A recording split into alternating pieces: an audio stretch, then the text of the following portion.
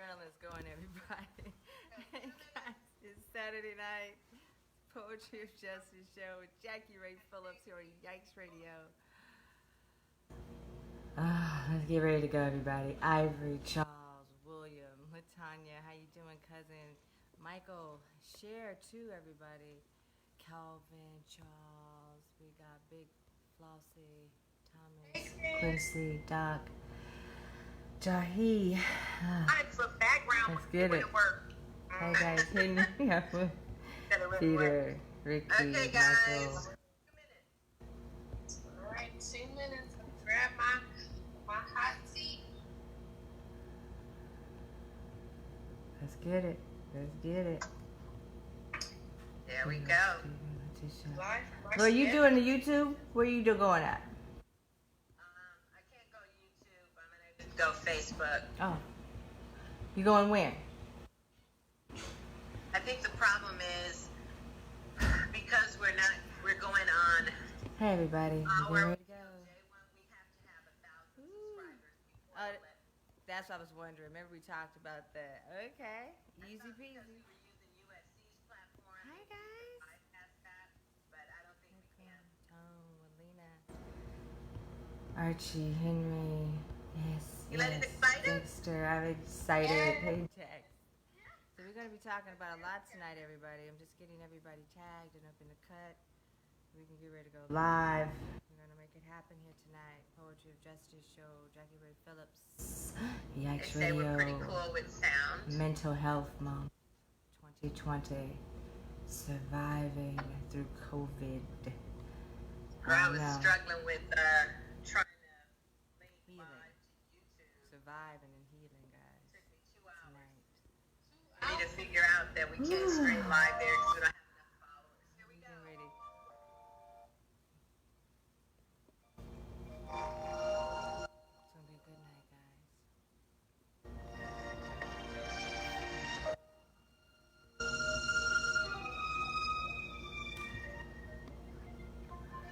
Jackie, you tell me when you want me to do Facebook Live.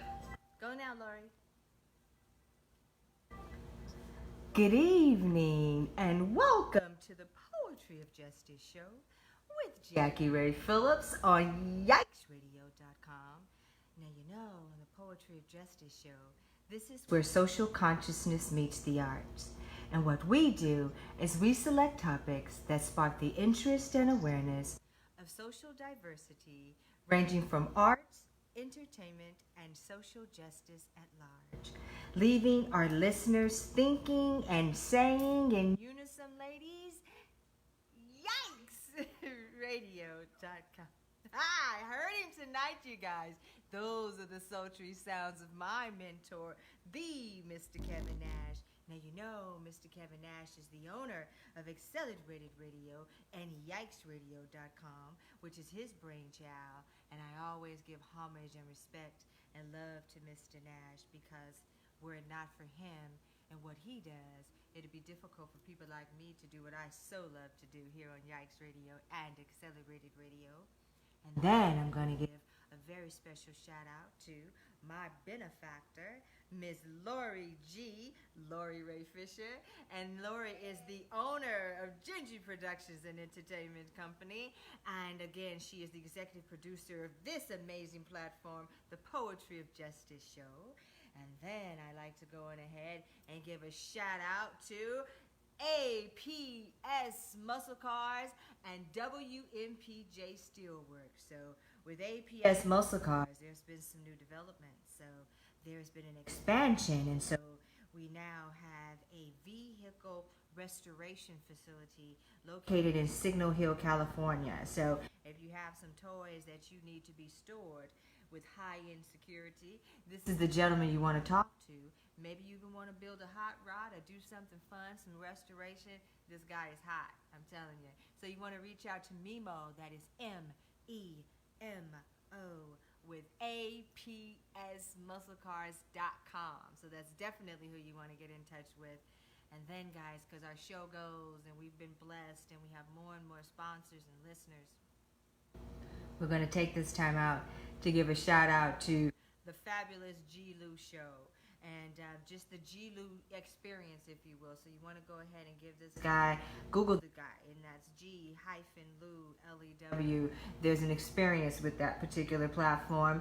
And then I also am going to go ahead and give a shout out to 93 Point Tweed FM, spectacular low rider oldies at their finest.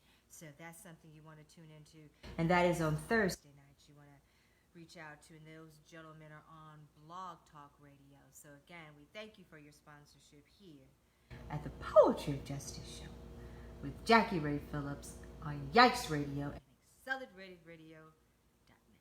So I know it's a mouthful, everybody, but that's a good thing, right? That's a good thing. So I'm going to introduce the show, and then after introducing the show, we're going to go ahead and introduce our panelists. Actually, I'm going to put the ball over to you, Lori G. If you could give our panelists an introduction, but just for our Facebook viewers and our avid listeners, thank you so much, everybody. We want to just announce what our topic is tonight. And we're going to be talking about healing, because that's very important to me, and I know we are blessed to have GiGi Richmond in the house again tonight. It's always an honor to have you, GiGi. How are you?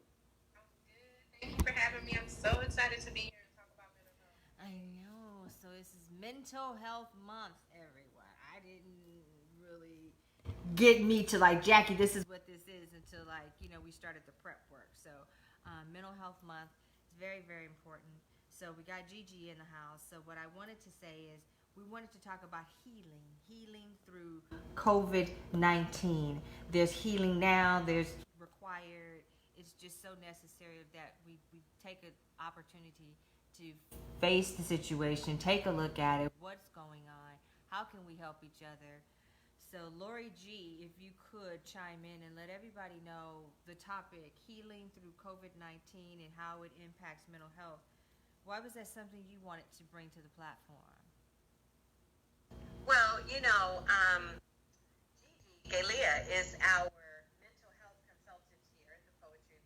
show. And so offline, we've been having lots of conversations about the Safer at Home initiative as it gets longer and longer and longer. And so what is happening to individuals, I think at first, people just latch onto the fact that, okay, we have to be safer at home. Right. We have to do that, right? But then when we get into week number 7 or week number 8, and then we're approaching week number 9, people are starting to feel like, how long is this going to go? And so there's things that I noticed just with myself, I noticed with other family members. I think Gigi has noticed those things as well. And so we thought that it might be good to talk a little bit about not the extreme mental health features. When we hear mental health, sometimes we go to, schizophrenia, borderline personality disorder. They have something really, really big. But mental health covers such a spectrum and things that are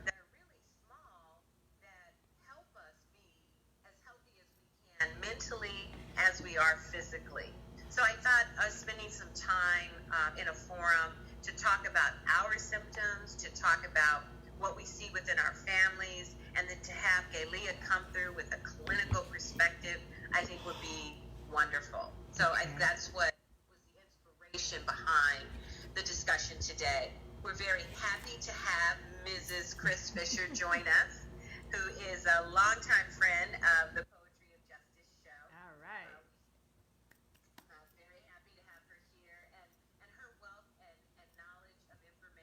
well. Kriss always helps us bring a really strong spiritual perspective to what we're viewing and what we're seeing.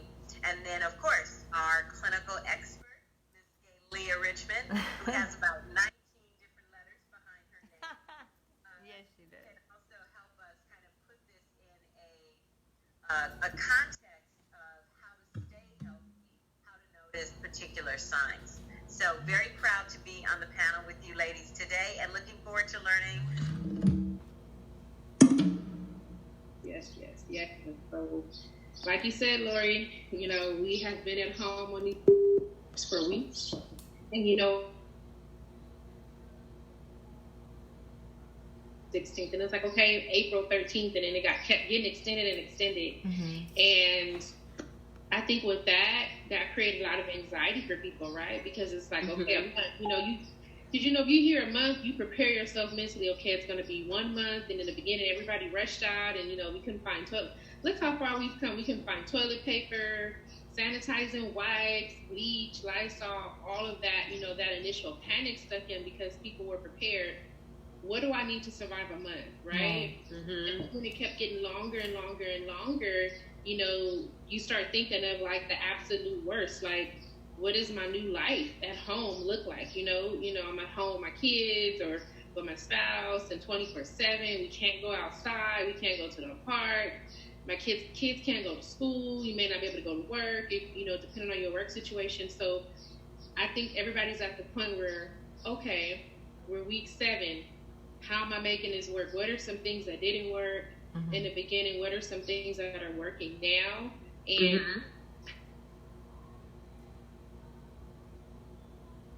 possibly worse. I'm not, things are not getting better. Like changes in sleep, right? You can't go to sleep, or you're going to sleep late, waking up throughout the night, or mood changes, mood swings. You're having conflicts with people that you normally wouldn't have conflicts with. Those little things right there are things that will lead to a bigger problem if they're not addressed. Wow. Okay. So let's maybe start with identifying. I think we had come up with like a pattern of what we want to do. And so you mentioned some of those things that we can look at in way of our sleep. So I know I'm struggling. I don't know if you are, Kriss, but I've been struggling with waking up in the middle of the night. Like I don't get a full, if I go to bed at say 10:30, 11, I'm waking up like 3 or 3:30. That's becoming a real consistent thing. Would you say that would be a particular symptom of something? Yep, that's an indication of stress. I go through the same thing now. I would go to bed at like 10. I find myself going to bed at 12, like not feeling tired, making myself lay down at midnight only to be up at 4 a.m. And it's like every day I wake up, it's around 4. Why do I keep waking up at 4? And those are those subtle signs. And a lot of times we don't realize that we're stressed because we're so used to going on certain routines. We don't realize that our body is stressed, and now it's so stressed, it's affecting our sleep. And if you don't, sleep is everything, right? If you don't get sleep, you're groggy, you're short-tempered, the body doesn't get a chance to recover. So I noticed for me, that's the big thing. So I'm like, what am I stressed about? And it's like, well, shoot, you're at home. You can't go nowhere. You can't do nothing. If you can go out, you're cautious of like, do I really need to make this trip? Right. Is it really a necessity? And it's like, if you do go somewhere, the only place you can really go is the grocery store. That's the only thing that's really open at Home Depot, right? So, so it's the subtle stress of, working from home. Before you had that switch of work is work and home is home, but now work is home and now it's enmeshed, and now you may find yourself working longer hours because, I'm at home, but it's like, you should actually work less because you're not commuting. It takes me about an hour and a half to get to work, so I'm saving 3 hours a day, but I still find myself working longer, doing more to try to keep up. Right. It's like, what are you keeping up with? Like, you're doing the best that you can do with a 4-year-old child at home, but you say that to yourself now, but looking back, I was like, oh my gosh, what am I going to do? How is this going to work? Creating a schedule at home, Right. So that subtleness of not being able to sleep and waking up, that to me, that's my indicator that, okay, something is stressing me out. Right. Kriss, have you had any trouble with sleep patterns? With sleep right now. Before all this happened, I kind of had unusual sleep patterns with waking up at 2 or 3 o'clock in the morning. But now I sleep really good. Oh, okay. Okay. Like all night. When I wake up in the morning so refreshed, I'm like, wow, I never had so much good sleep. What do you attribute that to, Kriss? What do you attribute that to? I mean, the fact that your sleep patterns are way better now. Have you done something differently, spiritually, vitamin-wise, minerals? Where do you attribute that transition? I can say that, so before, I probably was stressing a little bit. Not really stressing, but just because there was a lot of other stuff going on. So I would wake up in the middle of the night, but then it was my own self thinking too much about what's going on in my personal life. Where when all this stuff happened, I kind of started, you know what, thanking God for what I have, taking deep breaths. You know, before I go to sleep, I would do deep breathing. Okay. And I would kind of relax into myself, like, you know what? It's about my spirituality and me. Because God gave me the power, so why am I looking at what's on the outside when it's really the inside out? Okay. Not the outside in. First before the outside. So I didn't even really know what was going on. I heard about it, but I didn't even know what was going on until my niece told me, like, hey, you know that? I was like, wow, I heard something about it. What? Where you about to go out there and get some food? I never got food in the house. And a lot of food in the refrigerator. So she's like, you can go to the market and get this. And then I'm saying, why? She's like, do you know what's going on? I'm like, well, not really. Right. So she started telling me, and I started looking because I don't really watch TV that much because of work, and I'm going to school online. So it's like I'm not even focused on what's going on out here. My attention was somewhere out on that, where I think that's where people start focusing on what's going on out in the world. I heard Pastor Creflo Dollar say, what are you giving your attention to?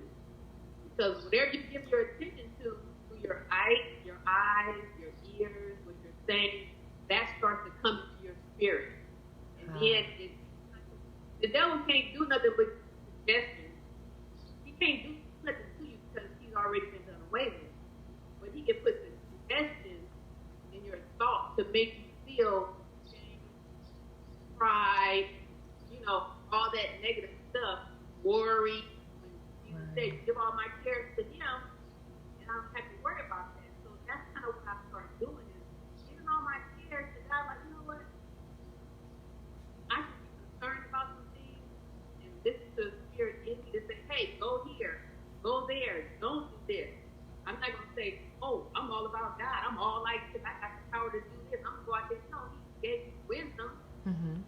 Yes. Wisdom. You know, I think a part of that for me too, Jalea, was that I don't feel like I'm stressed. I don't feel like I'm worried, or I'm not spending my time focusing or panicked about the whole COVID scenario. So how do we bridge that gap between unaware and awareness? Yeah, because stress is sneaky. Sometimes you don't even realize that you start to have this stress. Like, some of the symptoms of stress can be inability to sleep, body aches, racing thoughts, overeating, undereating. But I think right now a lot of people are working harder than what they have to, because you're having to make this more work without any warning, right? So this just hit us all in the face, right? Nobody was prepared for this. Nobody was ready for this. But sometimes too, after, when we have a stressful situation, the stress won't hit us until weeks or months later, right? So in the moment, you're in that fight or flight. You are, okay, I gotta go out and get this, I gotta get that, okay, I gotta do this. And then after a while, that adrenaline rush is keeping you alert, is keeping you going.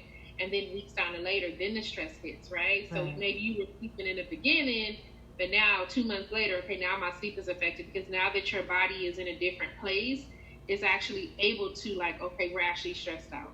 It's like going into battle, right? You're in the middle of a fight and you just throwing bows, and then after that fight is over with, that's when you're like, oh, okay, what happened? What's going on? And then you're tired. Then you feel the lag, because when you're in the midst of it, your body has a sense of awareness to keep going. And that's the awesome thing about the human body. It does whatever it has to do to survive. But that impact still hits you. So I would say for some people, maybe at the beginning they were okay, but now it's like, okay, I'm feeling isolated, or I can't sleep, or, I'm short-tempered, or, I don't reach out and talk to people like I did. Because I know everybody's like tired of having, in the beginning Zoom was fun, but now you like, dang, I really miss people. Like, I really want to see people in person. Like, these Zoom is cool, but I just want to give somebody a real hug right now. Right. Human touch. Or what about the new Care app, right, on Facebook? For panelists, if you're a Facebook follower, they have the new emoji little guy, and it's a Care guy, so he gives you. Well, I didn't know what he was. I thought he was a nerd at first. I was like, what the hell is this? I didn't know what that emoji was. I think Kriss was just trying a little too hard. They want to get an emoji app for everything. I know. Go ahead, Lori. Oh, I just want to take a minute to welcome Stevie, who is one of our faithful followers. He's joining us in our Zoom room today. Woohoo! We're very happy and excited about that. Hey, and Stevie. So Stevie's doing well. But I think that, I was watching Good Morning America, Gigi, and I saw on there you mentioned about people who live alone and who can feel kind of isolated. And so they were saying that individuals were starting to demonstrate early signs of depression, but individuals don't really know what that is. Right. So depression, if you feel sad or withdrawn for more than 2 weeks, so anything longer than 2 weeks, that's going to lead into depression. Because, none of us are perfect. We have good days, we have bad days. But if it's more than 2 weeks, that's when it starts to feel signs of depression, feeling overwhelmed, crying feels like crying for no reason. You guys all hear Carter in the background, Hi, Carter.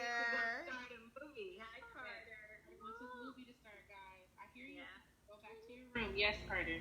Well, don't start the movie. We'll be good. Yeah, anything over like 2 weeks, that's when you're like, okay, wait a minute. This is an issue. It's the difference from having a sad day to where now it's been 2 weeks, I've been crying nonstop, off and on, and can't figure out why, Okay. But sometimes I think the symptoms are not that overt, right? True. Wouldn't you say so that we're still on the shelter in place kind of order, and we know it's going to be beyond 2 weeks. Right. Yeah. It's going to be, yeah. So what would you say are maybe some coping mechanisms, or maybe just some early onset things? Like maybe I'm not really crying every night, but perhaps I'm not talking to anyone else but, my reflection in the mirror. What are some strategies maybe that person can take on? Right. I would say. Oh, and Stevie said, hi, little Carter. He also Carter says, this is a great topic, and thank you all for sharing your expertise.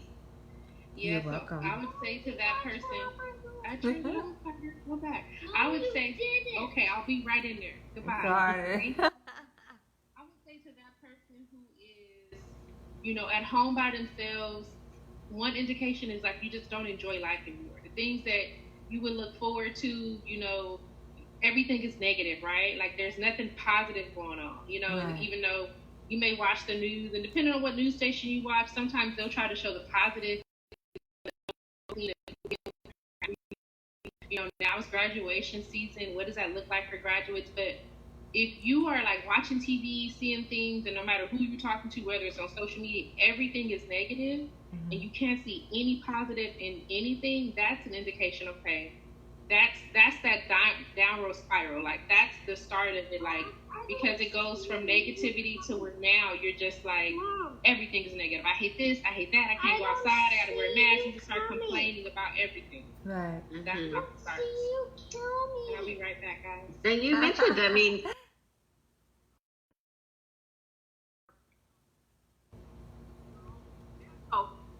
That's just too much. when you're doing what, you kind of cut out a little bit. Start putting so much negative from the TV, when people you're talking to, when they just start talking about all the negative, that should be a sign to you to say, you know what, I'm going to stop listening to the negative. Right. That's where we come in at. Know someone, we are our brother's keeper. Know someone that's at home by themselves, that's the time to reach out, talk to them. Hey, how you doing, or what's going on? Talk to that person so that they can get some face-to-face contact. you know, Mm-hmm. or tell other people, you know, somebody like that to reach out to that person. This is a time for us to really get close together. Don't have that, you know, get together. It's the connection dropping. Have to reach out to other people because of this. Mm-hmm. Introverts, they like it. Yeah, this is the time to send cards in the mail, old school. I still send cards in the mail, okay? I write handwritten cards, FaceTiming people, texting, calling, Facebooking to say, hey, ain't heard from you. Especially people who are living alone, people who may have recently lost a spouse or a family member, because we also, you know, there's a lot of families that have been affected by COVID-19 and who have lost a loved one, right? So now they're dealing with the loss, you know, and it's now we're dealing with virtual funerals. You can't even have like a proper funeral. That's so wild. Online. So this whole, I think we have taken it for granted, the fact that before we could socialize, like right now, it's Memorial Day weekend, you know? This is the time people are barbecuing, getting together, hanging out, and it's like, we can't do it this year. So how do you create and keep relationships going with social distancing, right? It takes a little bit more effort. It takes a little bit more of intention. And I think that's saying, like, no, I really want to know how you're doing. Not like, oh, I'm doing okay. Like, but what does that look like? We can all give that answer and say, I'm doing good. But what does that look like? You know, you got to start asking some questions. How is your sleep? How are you eating? You know, are you getting outside and walking and exercising? I think that's important because you can't just be in the house all day.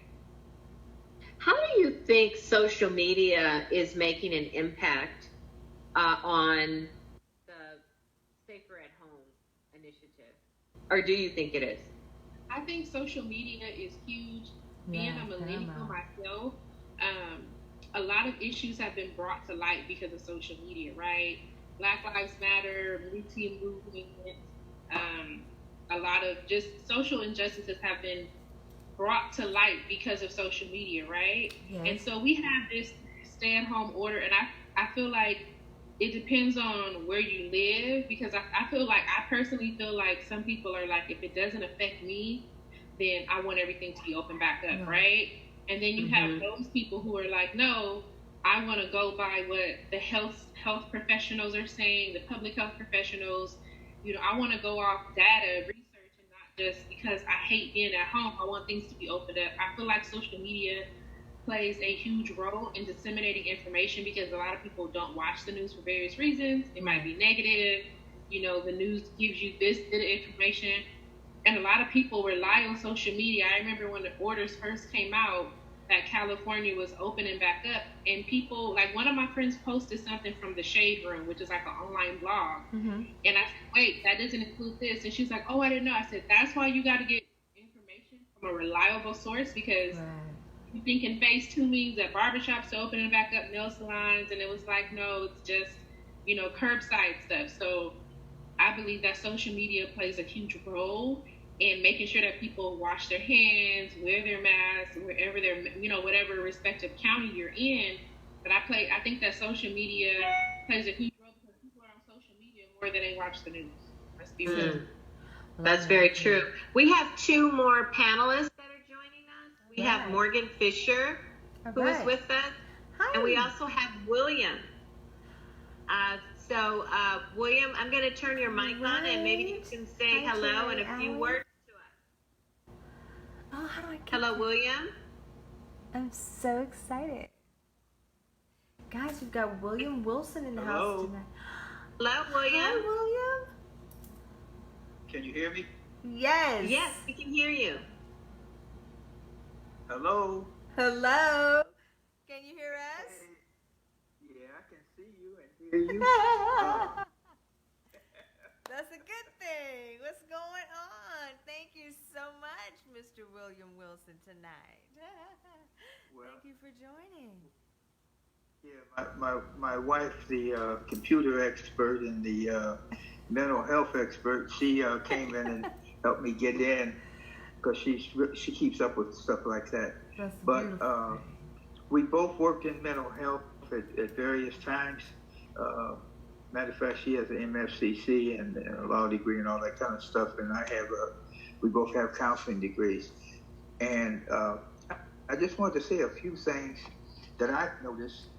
I've had the same sleep problems, but they sort of mellowed out. Uh, we have a shelter with women in one section and men in the other section.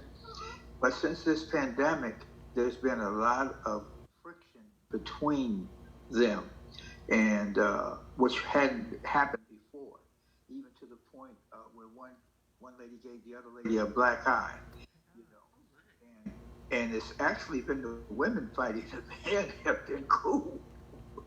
So we've had the police to come to the shelter on 2 occasions, and you can just see it. And then, you know, it's so obvious when we look downtown. We see these issues that have just been growing and growing over the years.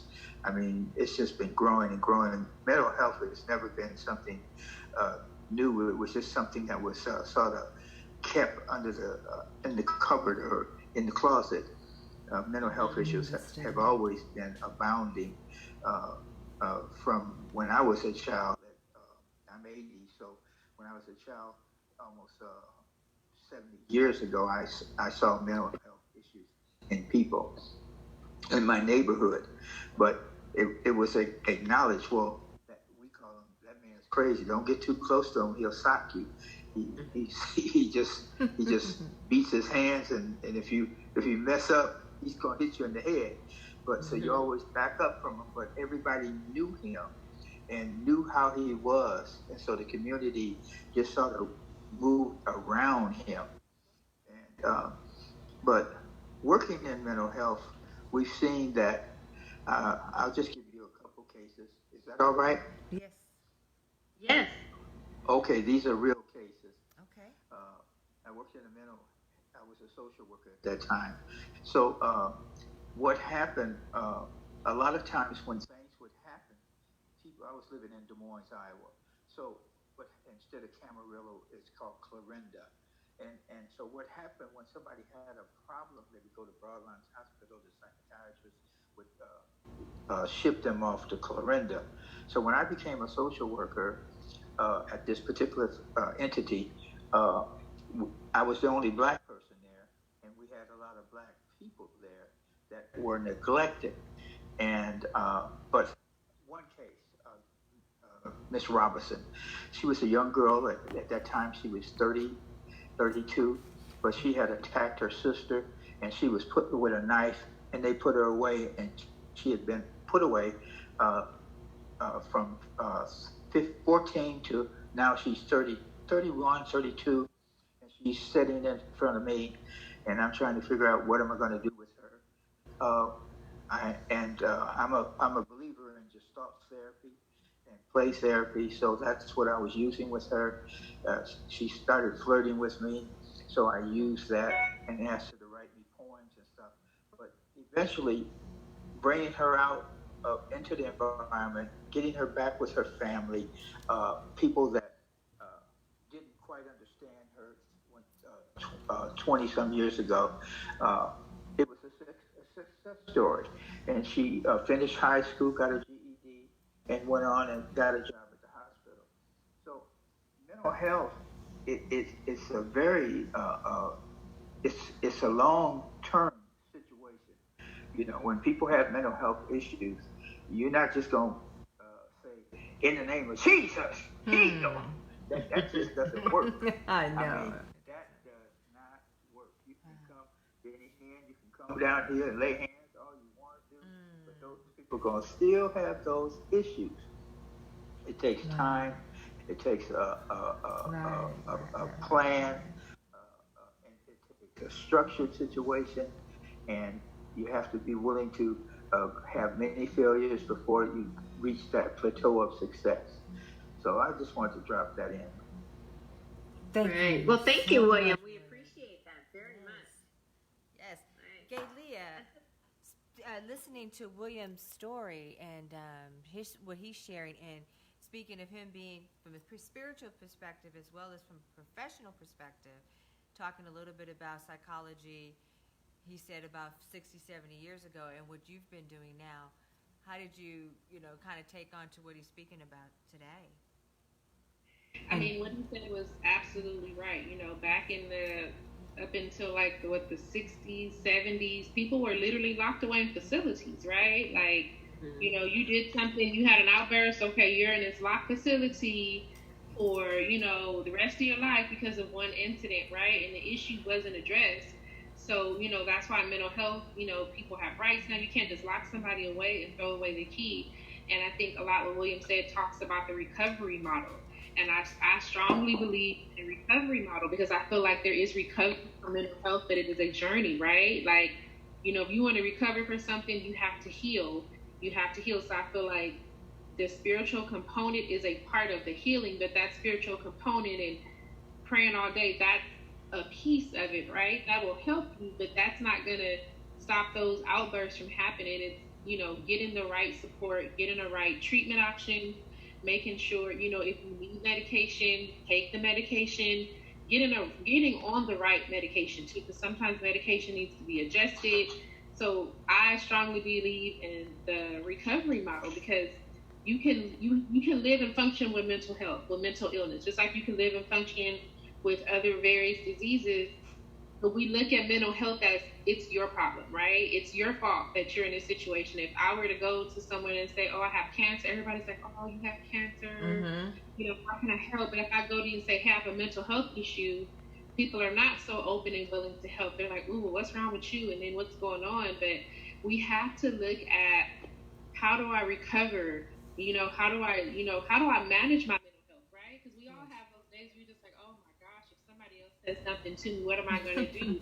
So how do you have positive coping skills? How do you cope with mental illness? How do you cope when at home for a couple weeks and not being able to go, do the normal things that you need to do? So there's a medical model and there's a recovery model. I believe strongly that you can live with mental illness and have a meaningful life with the right treatment plan.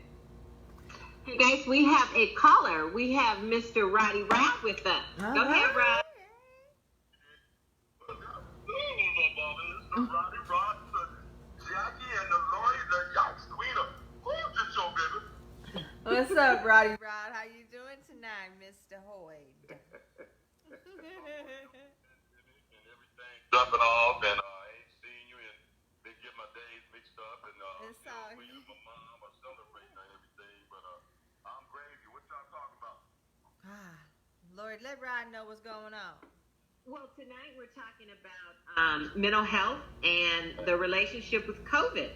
So how has the coronavirus maybe allowed us not to be as healthy as we would in terms of our interactions with other people and how to access mental health services, how to recognize some early signs of maybe depression, anxiety. So just kind of keeping ourselves alert and aware. Right. Well, there's been time to blow everybody been all right. This is a serious thing, and it goes back. I see people walking around the neighborhood with their masks on, pushing their baby strollers and everything, and with their dog stick in case somebody bothers and stuff. And it's affecting people. And you're looking at people, you don't know if they're trying to rob you, what happened to their face, and they had surgery. But it's just mainly, like I say, tightening up on the downstroke. What we should have been doing all the time. Like I said, my mother, before she passed in October, she said, Rod, you're going to need some gloves. Yeah. She had them on the phone. People knew it was out. And she said, Rod, it's going to be serious sign. So my mother warned me, some kind of way 2 months, 2 or 3 months before it happened. Wow. Stay safe, as long as we stay safe. And I heard the brother talking about way back in the days, whatever, where they used to do things. And it's just a new norm. Like I said, me, myself, I don't even think they should start the basketball, the football, the baseball, and all that crap up stuff, because this stuff ain't gone, you know what I'm saying? It's like dormant or whatever else, and we're going to have bigger problems. That's very true. That's true. Well, you stay. Yeah. Well, you stay safe out there, Mr. Rod. We're so glad you joined us.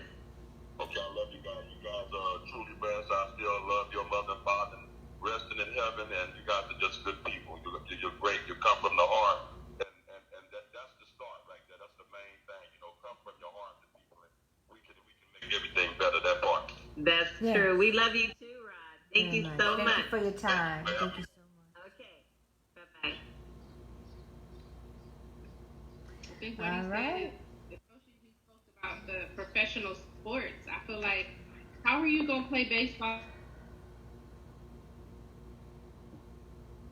To shower in, it goes just go home funky and stinky, and I'm just like, so what is the point of restarting baseball and football? Is it a money connotation attached to that? Like, we're doing this because money, people have contracts, because I feel like players are playing and they're getting paid millions, but then we have millions of Americans who don't have jobs right now, who are on unemployment, right? So it's kind of like, do I feel okay with, we're going to, start up sports? Is that supposed to be a distraction to help people cope?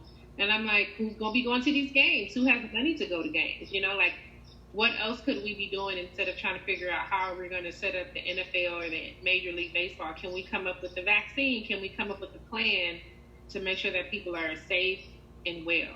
I feel like that's where our energy should be put towards right now.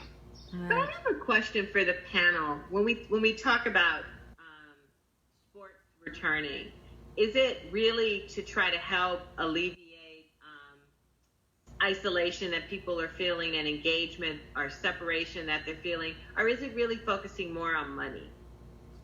Yeah, I think it's financial, It's about money, because they make their money by having people in the stands, by selling tickets. If they're not going to have nobody in the stands, at risk that they could just play their players in millions. But they'll still have them play, and then they'll charge people like us to watch them online. That's a good point. Dante says he thinks it's about both. He thinks it's about both. Yeah, and you have people who are in contracts, so I don't know how sports contracts work, but if you give me a $30 million contract, I expect to get my $30 million that year, right? Endorsements, advertisements. So I feel like there is a money connotation. It's like saying we got to figure out a way to move forward in COVID, with or without COVID, right? Like, how do we move forward?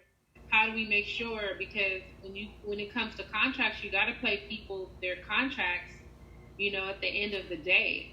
And people are losing money, but shoot, everybody's losing money. As an LA County employee, they're not contributing to our retirement for an entire year. That was their way of not, furloughing or letting anybody else go. No matter what field you're in, no matter what industry, everybody is taking a hit. Some sort of loss. Dante also says that we all miss the community feeling of watching sports, but they, the owners, are losing millions of dollars from TV contracts, stadium contracts, and endorsements. Just like you said, Galia, he agrees with you.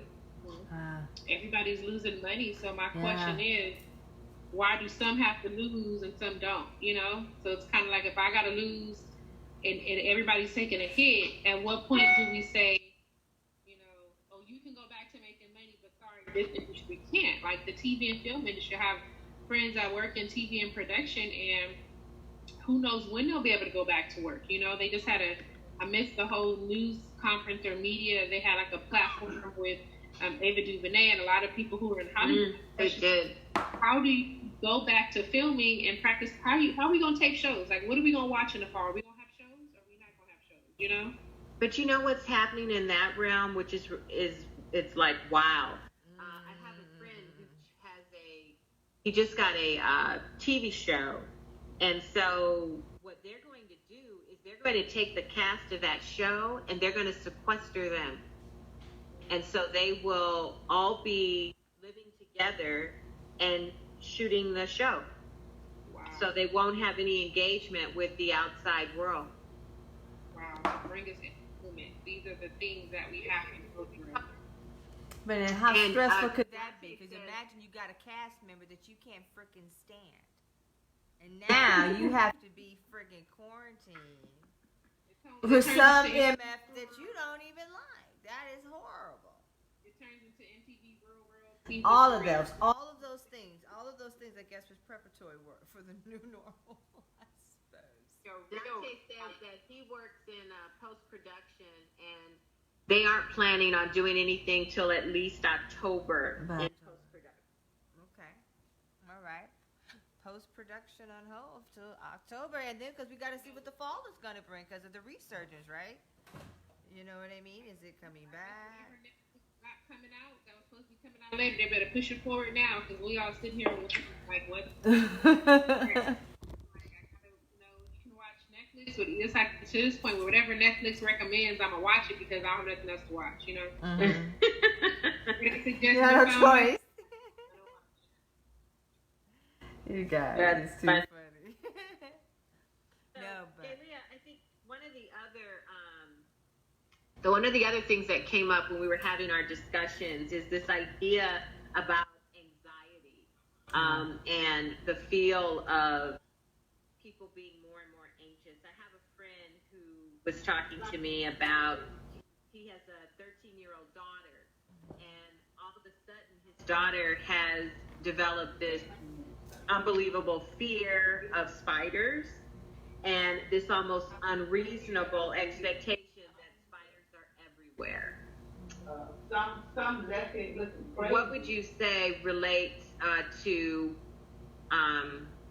anxiety? Are we seeing more cases of people being anxious in this period of COVID? I think if you aren't a little worried or anxious with COVID-19, because because anxiety keeps us going, right? Anxiety, a little bit of stress, a little bit of high adrenaline keeps us alert, it keeps us protected, it goes back to that fight or flight. But when the anxiety is getting to the point where now you think spiders are everywhere, that's when you know, okay, this is an issue, because now I am nervous, I'm checking to see if there's spiders everywhere in some situations. So there is some anxiety that comes with COVID-19, but when it gets to the point where it's debilitating, where you can't have a normal life and you think there's spiders everywhere, that's how you know that there's an issue. And then there's certain types of anxiety, right? You have, separation anxiety. You see that sometimes with younger children, but anybody can have separation anxiety. Okay. You have like social anxiety, people who are afraid to go out and, shop at the mall, or just afraid to leave their house. So there's different types of anxiety, and they do different things. So it's kind of like, some people say, exposure therapy, or looking at how did you get to that point? Because anxiety is like it starts with a fear, and then we take that fear and we build it until the point where you created this whole scenario that doesn't even exist. Wow. Mm-hmm. And what about when you're a child and you start to build that, like Lori said about daughter, she's only 13, so how would you, as a parent, deal with your child having anxiety and it's turning into some type of fear like that? I would say first, examine. I always look at the evidence, right? Like, where do you see spiders at?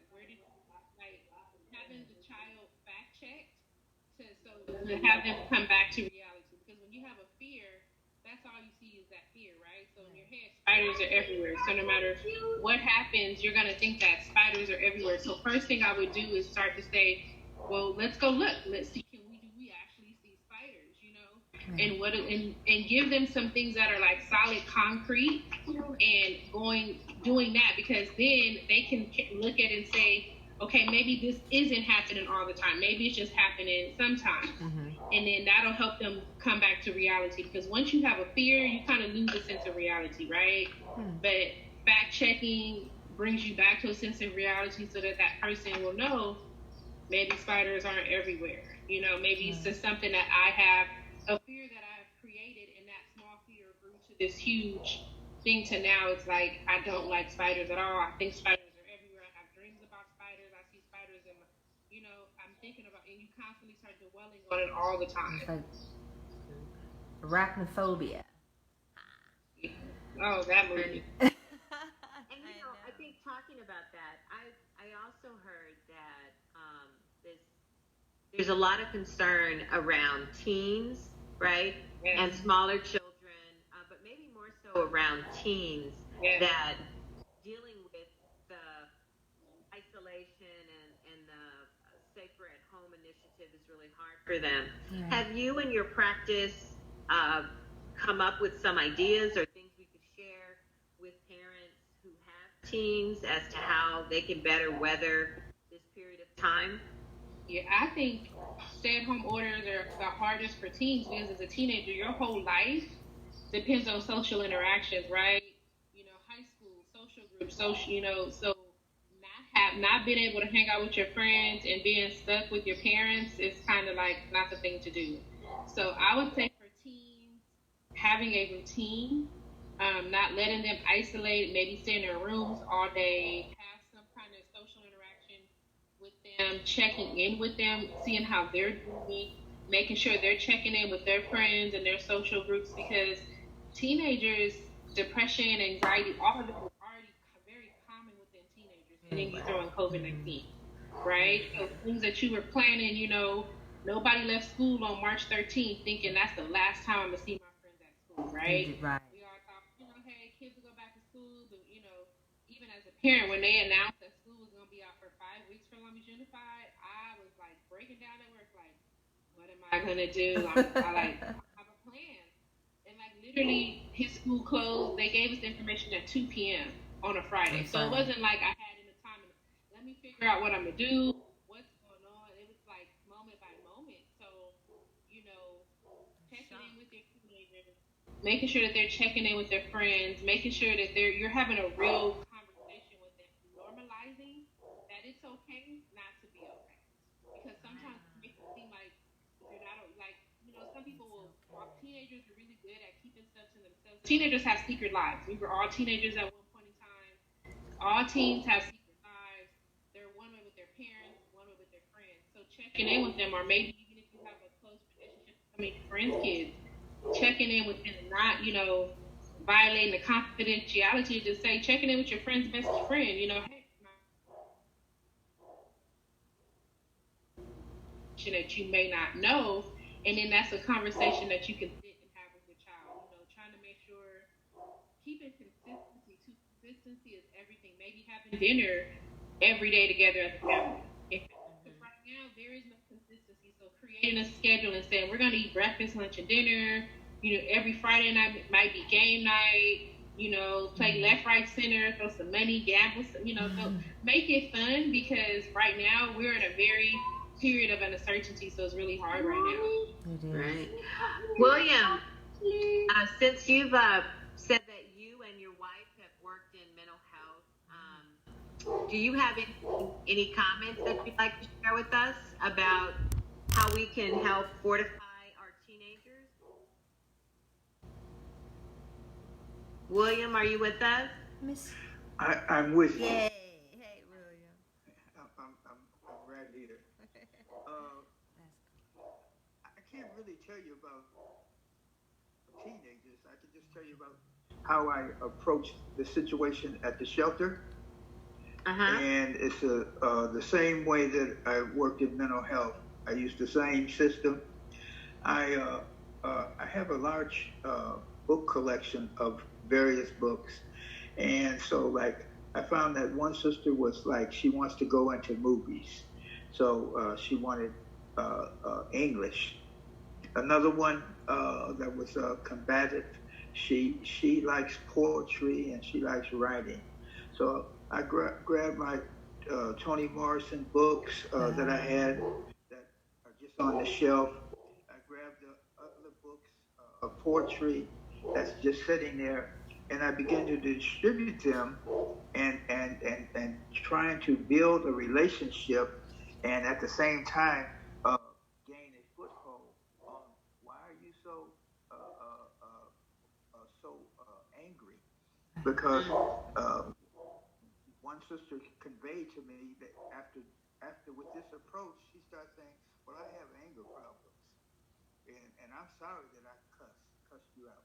You know, I said, you know, I'm just human, and I've heard cuss words before, so you haven't done anything that hurt me. Right. But you need to grow. You need to set some points where you want to go and what you want to accomplish. And I find that approach, rather than going into a combative approach, is just like the soft shoe, and everybody likes to receive something, whether it's money. But in this case, one lady, she's very spiritual, so I give her Christian books. The other one, she don't know what she want to do, so I give her what she don't want to do books. help books. That's right. So you begin to dig into their personalities, to the mother and father, the mother and daughter, that the daughter blacked her eye. We're talking about a 30-some-year-old woman and a late 50s woman. She blacked her mama's eye. So I talked to her daughter one way and her another way. But at the same time, in the back of my mind, I'm trying to get that circle of compatibility where that won't happen again. Where because she's got a police record for battery, and so we want to try and eliminate those type of things. So women, and like not that women can't fight, but you expect that more out of the guys, but the guys are doing good.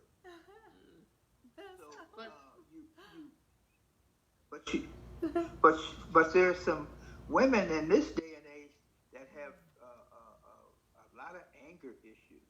I mean, and if you can set a one-on-one, you can gain that. I tried the two, and it doesn't work with two. It has to be that one person, they want that one-on-one, and you have to take your time. You have to be a good listener.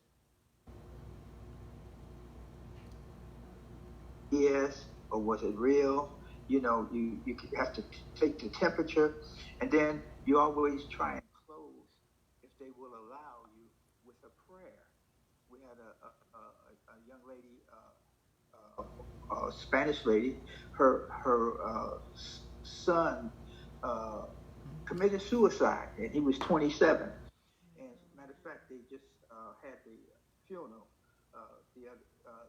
a couple of days ago, and she had never really talked to me that much. She sort of hung with the Spanish people, but now she came to me quietly and asked me would I pray for her, and so now she comes and asks for prayer, and at the same time, to be wise as a serpent and gentle as a dove, the Lord will give you the prayer that they need as opposed to the prayer you think they need. So you allow the Holy Spirit to move on you on their behalf. So it's always a servant attitude. And I think as we model ourselves in a servant attitude, some of these issues that we have when we meet people that are angry, when we meet people that have anxiety issues, they feel they're comfortable speaking with us, and I think that's a goal. We had a guy in the church that put a saying out that he was having a case where assault might take place. So I called him and talked with him and got the background of what he was talking about, and then started sharing a story that related to what he was going through, and just to cool his nerves down.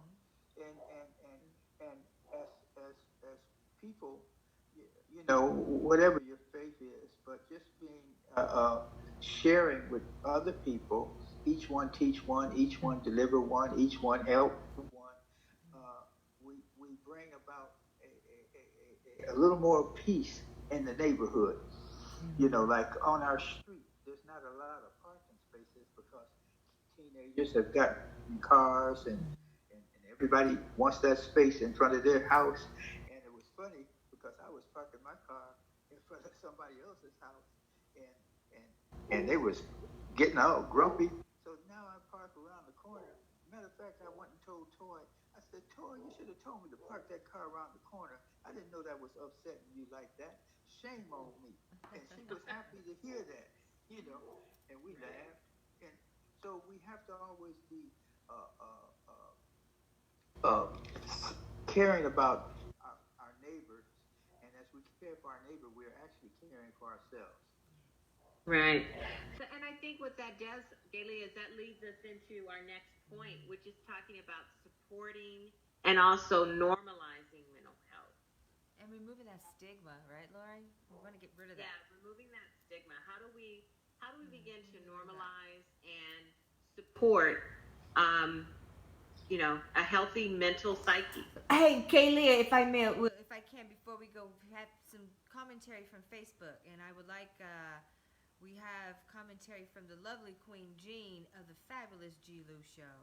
And Queen Jean says that thank you for the platform, and this is the 2-year anniversary of her cousin who, due to mental health, shot himself 2 years ago this month. So we want to send out prayers and love and respect, and thank you for sharing that, Queen Jean. I know that must be beyond a terrible situation. And we also have Miss Janie Jackson in the house with us again tonight, and she is welcoming the fact that we are taking on the topic here of mental health, and of course talking about COVID and normalizing what we are now having to understand is that new normal, and that oftentimes people of color tend to think that mental health is a joke and that it's not real.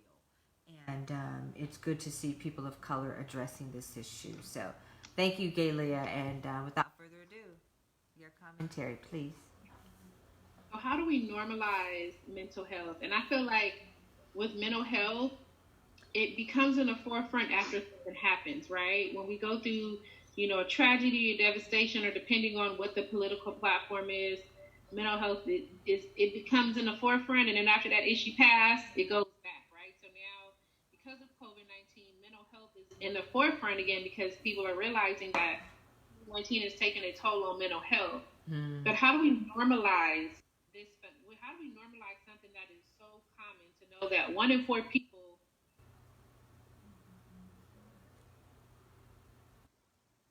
5 of us that are on this call right now, 1 in 4 of us will have a mental illness.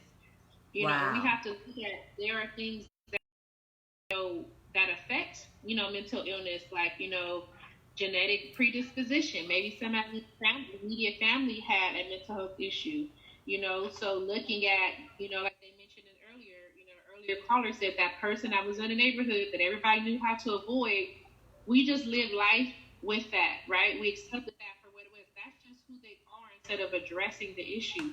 So we have to normalize this and say, hey, mental health is real, and let's not be ashamed of it. And because we associate mental illness with, it's your fault, right? You caused this to you.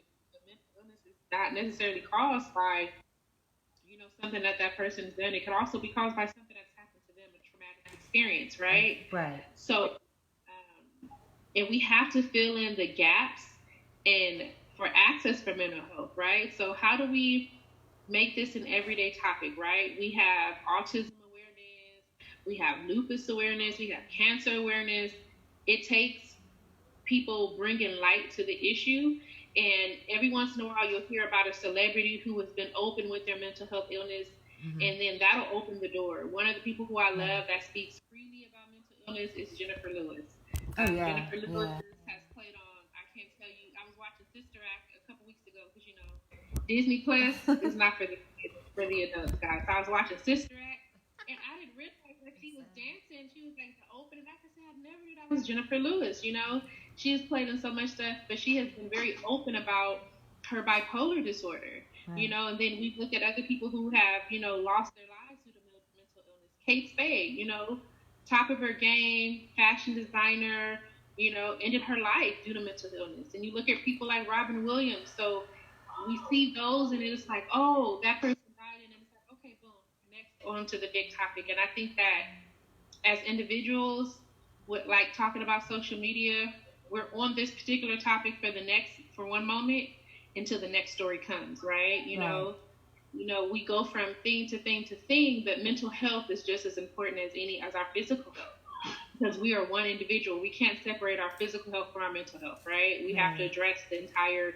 body and the entire system. And how do you support someone with mental illness, right? You have to be a friend. Don't treat that person as if they have a disease, as if they are different. Include them in your daily life, include them in your daily routine. I think it's a right for each and every person to learn about just the basics of mental illness. You know, there's an organization called NAMI in Mind. They have a wealth of resources and knowledge about mental illness. Educate yourself. Avoid saying things like you'll get over it. It's just a moment of time. Let them know that mental illness will not change the way you feel about them. And then tell them that there's support out there. There is so much support for mental health. But it's all about how do you get that information? How do you access it? That is just so important. Okay, Leah and panelists, Janie Jackson says, thank God we, the people, don't mind talking about mental health. We need to be educated about it. I deal with anxiety, and it is absolutely nothing to play with. During the coronavirus 19, she's been to the emergency room twice because of anxiety. So thank God that we all are opening up about this topic tonight. Thank you, Janie, for opening up and sharing that with us. With I know I too understand anxiety, depression, mental health. It is a very real entity, and I've just always had great support from everyone around me. So I understand just being able to talk about it, open up about it, is definitely like opening up the core, right? Daily. So I thank you, Janie. So Gigi, what do you think about that? Start looking at it. We have to change the language and the vernacular of how we say I am a person that with anxiety, and not that I am anxiety, because I think that we have to separate the illness from the person. You are not anxiety. You are a person that experiences anxiety. We have to start separating the two, because I think with mental illness, we put it as one and the same. And if you say I have anxiety, you start to believe I am anxiety. But it's not. We have to change the way we look at it. You know, how we treat people with disabilities, right? Like, you don't say, oh, look at the man in the wheelchair. You look at the person. There's proper terms. We have to be inclusive and not say that you are this disease. You are a person who is managing anxiety, but you are not anxiety. I think that is the first thing that we have to look at and change. And, you know, it takes a long time to get people to change to use different language. Yes. And then as soon as we get them on that language, the language has changed again. So constantly be inclusive and be, you know, aware of everybody's dealing with something, right? Nobody's life is perfect. Everybody needs support right now. I don't know, if one person tells me, oh, they're doing okay with this coronavirus, I'm looking at them like, okay. So we're going to keep faking it on Instagram and Facebook, because, you know, there has been less selfies. I don't know if y'all noticed, but everybody's eyebrows looking crazy and roots are growing out. You know, you can only fake it for so long. So if you're telling me, oh, I'm good, no, what does good look like? Good could be, okay, now you're drinking 2 bottles of wine a night. You know, maybe now it has increased. Or, you know, maybe you never thought about doing marijuana. You're like, you know what, I might just stop by the marijuana shop today and just see, you know. So are the things that you're doing to cope, are they negative or positive, right? How many people are going past their fridge? Like, I know I shouldn't be over here, but I'm going to go in this fridge, and I know I was in here 10 minutes ago, and the same thing you were in here 10 minutes ago, but I'm going to check again, you know? Or buying stuff you normally wouldn't eat. Like, you know, people eat popcorn, bonbons. I'm in like love with ice cream right now. I'm like, oh my gosh, I need to stay away from the ice cream. You know, things that are not within our daily routine. And then when you're stressed out, that's the time when you really got to eat healthy. You can't be eating all the ice cream and chips. Well, nobody's going to be stressed out trying to go get some healthy Gigi. It's not like, oh, let's go get some Sprouts. I'm stressed. You know, oh, let's go have a watercress sandwich. It's like, nah, I'm going to go to a fat burger. You know what I mean? Nobody. Right? And they probably got a coupon right now because they know we desperate. So they're like, listen, we done lowered our prices so you can roll it on. I was going past Jack and when it was Carl's Jr. and they had the special. You get like 4 combos for less than $20. I said one combo at Carl's Jr. is like $10, $11. This is like 4 for $20 right now. I said they are desperate. They know that we are desperate. They know that food is comfort for some people, but we have to make a conscious to say, if I'm stressed out, this is not the time to be eating a whole bag of chips. Maybe I need to go outside and walk. Or I've been putting myself on YouTube, and I'll just turn the aquarium on YouTube. Distraction. I'll just watch the aquarium on my screen for 30 minutes. Okay. No social media, no shows, and just watch. You can just go anywhere. You can go visit Greece from your house. So the places you want to go, you can be in quarantine. You can go halfway around the world, never leave your house. It is a distraction. Kriss, what do you think about that? Kriss Fisher. Say it again. I said, what are your thoughts about that? That you've got to really try to keep your health together. After eating, that is really true about what you eat, because, I find myself, if I get stressed out about something and I don't know I'm stressed out, I know I'm stressed out when I start to eat. Like, so I know that, you know what, I can't do this, because if I do, I'll be sitting here and I'll gain like so much weight, and then I'll be, afterwards, oh my gosh, look at myself. That entity is that you can't see, try to attack you in that type of way. You say, ooh, eat this, eat that, you stressed out, right. And then you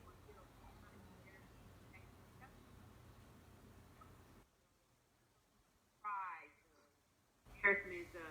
It tastes good, it feels good now, but after the fact, thinking about it really. So being healthy, even if I did eat a hamburger here and there, or some tacos, I'm not gonna beat myself up about it. I'm gonna be like, I know who I am. Mm-hmm. I know who I am. I'm not gonna be mad. Go with it. You can't beat yourself up, because that's what that COVID is doing. It's trying to make you beat yourself up about what's going on. And you can't beat yourself up, because then you really start getting into mental issues. Some bad habits, right? That's for people. Like a light conversation on mental. This is not like a real deep conversation on mental. This is just light. Right, Lori? Did you say like a light conversation? It's a light conversation, absolutely. Oh, okay. Well, but mental health, it is.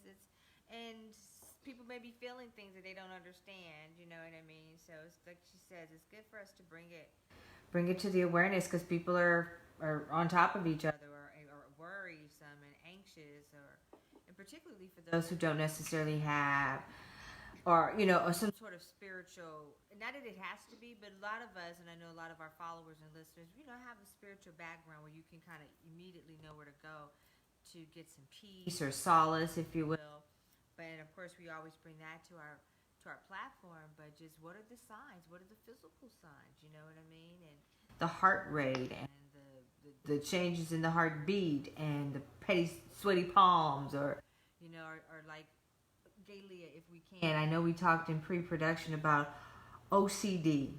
We talked about that we were going to bring that to the panel tonight, obsessive compulsive disorder. We talked about how there's been a little bit of an increase with that during this COVID. Can you talk about OCD, what it is, and what that kind of looks like? So, just in case anybody is affected by it or knows someone who is. Yeah, so OCD, which we call it OCD, is recurrent or persistent thoughts, right? We have these current thoughts or images that are experienced of the disturbance. So it doesn't start by, OCD is, for example, people who constantly wash their hands. They're constantly, everybody at this point is constantly washing their hands. That's right. Or people who are constantly checking to make sure their door is locked, constantly cleaning. So before you get to the action, it's a thought process, right? And you start to believe that I need to check my door. I didn't lock my door. What if somebody comes in? So it's something that obsesses you to the point that stops you from living a normal life. So before you go to bed every night, if you open the doors to make sure it's locked 30 times before you go to sleep, that is an issue, because it's a thought process that starts with the images and the constant thoughts, and it's disturbing you. It's like stopping you, like, oh, you can be doing something in the kitchen. Oh, let me go check that front door. Even though I just checked 2 minutes ago, I still have to check. And also too, OCD is hard because a person may try to suppress the urge to check, but it's like that urge is so overwhelming they can't suppress it, they can't control it. I've seen people wash their hands so much to where their hands are raw, right? There's like nothing left because they've washed them. You know, they wash their hands 50, 60 times a day, or they have to turn the light switch on or off, and it has to be this certain way, or, you know, so OCD is hard. I know some people joke and say, oh, I have OCD, I like things to be neat and organized, but no, OCD is different to where, like, you can't do anything else.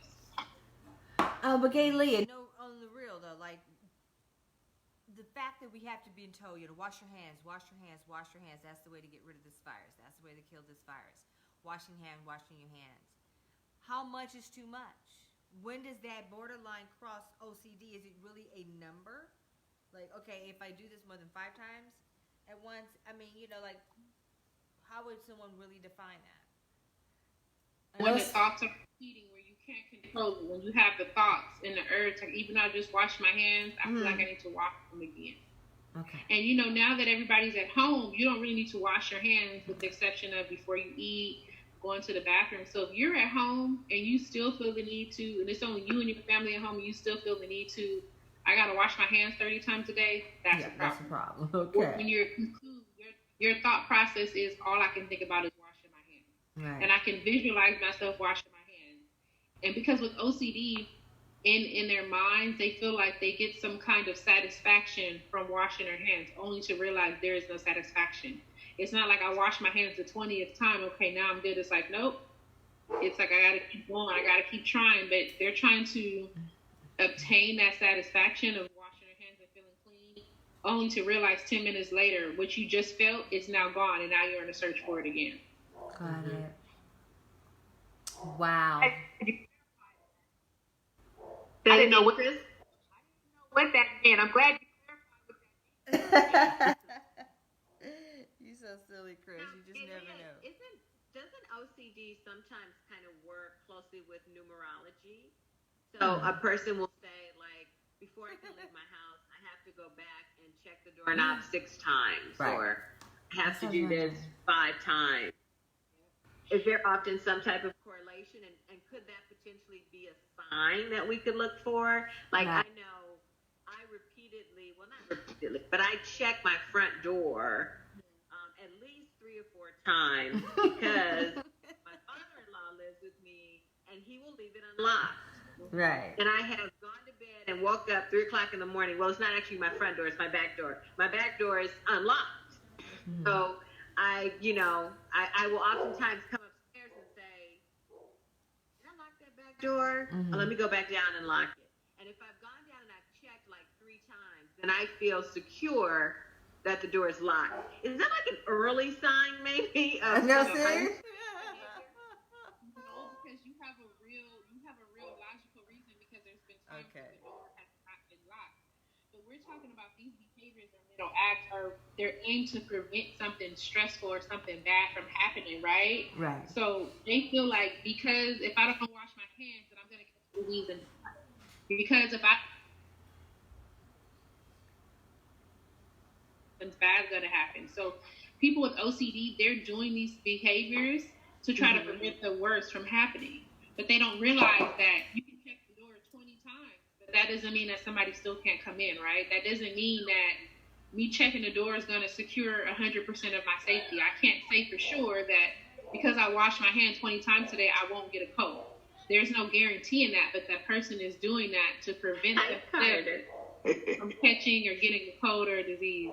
Part of your teeth are so cute. That's true. Hi, Carter. Hi, Carter. So how do you go about beginning or if someone's at home and they're like saying, oh, I think there's a correlation between a routine or a pattern, and it's connected to the number of times I do it before I feel secure, I never can feel secure.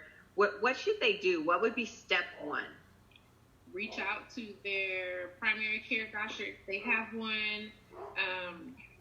If they don't have one, if they county, they can reach out to other Department of Mental Health to get referrals for services. But just reaching out to someone and saying, hey, something's going on, it may not be right.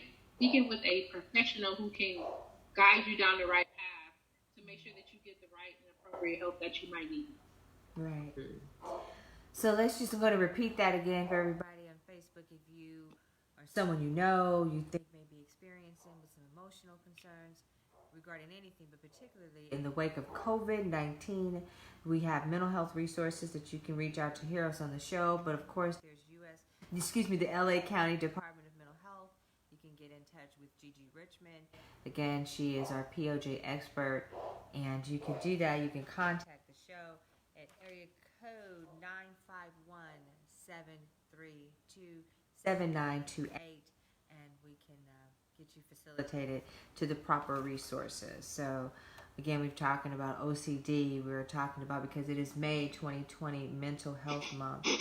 And I know, Galia, there's so much information that we always bring to the show and to our listeners, but I know at some point in the show tonight, we definitely want to talk about healing. So everyone who's listening in, I don't want you guys to think that, like, oh, we're going to go through all of this and where are we going to go from this?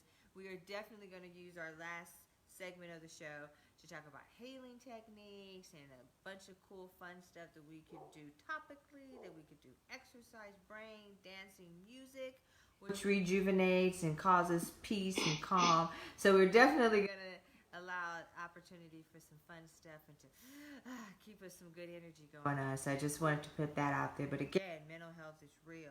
And we like to make sure that we come with the real subjects here on the Poetry of Justice show with JackieRay Phillips on YikesRadio.com and acceleratedradio.net. Lori G. Yes. I'm sorry, go ahead. Oh, no, you called me? Yeah, no, I was going to say, did you want to go ahead? I did have a quick commentary, Lord, before I turn it back over from Janie Jackson from Facebook. She says that from my understanding, mental issue is inherited. And a lot of people do not know that. But it is true. See, we can do something about it back then. It was no help for it. So it's good that we can do something about it. But what do you say about that, Galia, about it being genetic and inherited mental health issues? Mental illness can absolutely be inherited. You have to be aware of your genetic risk, right? Just like if you know that your grandmother or your mom had diabetes or high blood pressure, that's something to be aware of. Because if you know that there is a predisposition, then you do things differently, right? Yes. If I know that my mom has high blood pressure, then I'm going to make sure that I don't eat stuff that's going to cause my blood pressure to go high because I already have that genetic predisposition. The same thing with mental illness. If I knew that someone else suffered from depression or anxiety, my immediate family, meaning mom, brother, sister, then I'm going to make sure that I keep my mental health in check and to make sure that I'm aware, because I already know that someone in my family had it. So that means I might be more susceptible than getting it from the average person. So, and Delia, that leads us into another sector, which is trying to access services or resources.